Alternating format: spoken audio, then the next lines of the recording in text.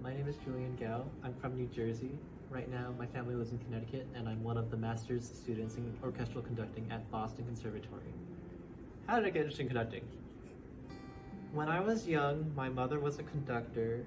Nothing super professional, but she used to run this Chinese orchestra for kids to play Chinese music, so I saw her doing it. And she came to this chamber recital at my school and went to the conductor who was there and was like, "Oh, is there a conducting class?" And he was like, "Yeah, Julian should take it." So I did. And now I'm here. Well, I just really enjoyed that class, and then I got into student musical theater projects at my undergrad, and then I started running the chamber orchestra, and I kept doing stuff, and now I'm here at EMF.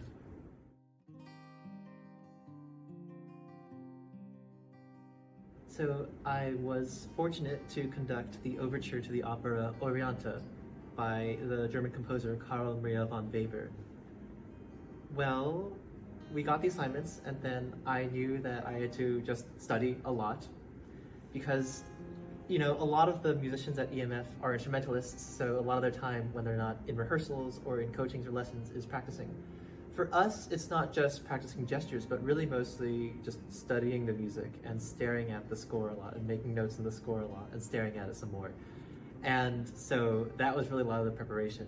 Now, the actual time with the orchestra was fairly short. We had a mini lesson with Maestro Schwartz just to go over how things would go. And in total, we had a 15-minute rehearsal on week 3 Monday, and then another 15 minutes the next week, and then the concert in week 5. So the schedule was kind of wild. It meant that time was at a premium, and we had to spend it very efficiently.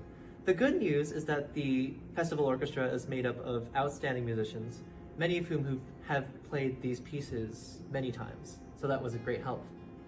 So with all that, it was a little scary just, getting 30 minutes, but I think I spent the time up.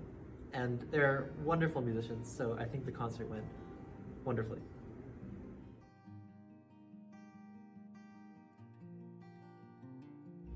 I think the favorite part that I've found from the Conducting Institute has been the connections and interactions with other people here in all respects. But, getting to spend time with the maestros is invaluable, learning from their many stories, their experiences, and their great wisdom. Working with the other conductors, getting to know them. We come from a variety of backgrounds, but we're all at a somewhat similar place in our careers. And so getting to learn from each other is definitely an invaluable experience. We're only conducting, let's say, 1/9 of the time because there are 9 of us, but even just watching other people and seeing what the maestros say to them and how the orchestra responds to them is really important. And finally, of course, working with the musicians is a blast. Both the faculty and the students and the fellows, they're just very skilled, they're very dedicated, and they have a great respect for us, and I have a great respect for them, and it's been a real pleasure getting to know them and working with them on the podium. And also, of course, just sitting side by side at meals and such. They're very friendly, everyone.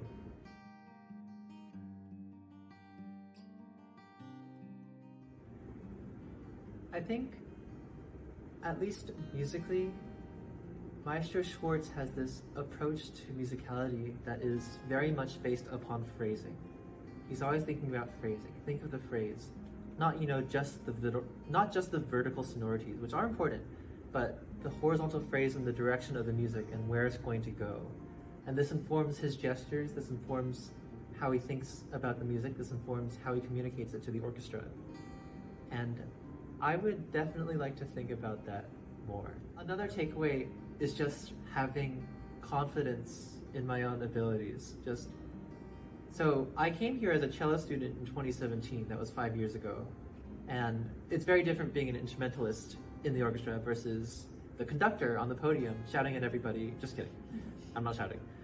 But, so this actually came up in seminar because I asked Maestro Novo, what should we be doing after, we finish our master's series, for example? Just apply to everything, keep up our connections, what should we do? And he said, well, as you said, applying to things, but I think, in short, the idea of persistence and of perseverance is very important. For example, you, Julian, you applied here at least 4 times, and now you're here. And that's very true. So I applied here a bunch of times, and I did not get in for a while. And it was, to be frank, disheartening. And then this year in April, they were like, hey, do you want to come? And I was like, yeah. So, it was very validating just to do that. And before I was coming here, I was feeling a little bit of imposter syndrome, just thinking like, man, am I really cool enough to be there?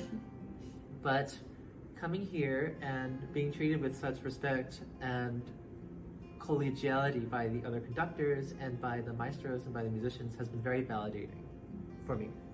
And it's given me a sort of confidence that I think is very important and that will serve me well in the next few years.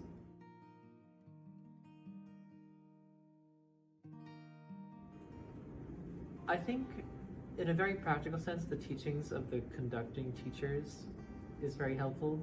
This is, in one sense, musically, gesturally, thinking about the scores, how we move, working with musicians. All that is very important. There's a lot to learn from them. Not just what they see in us in the moment, but also what they see in how we can grow for the future.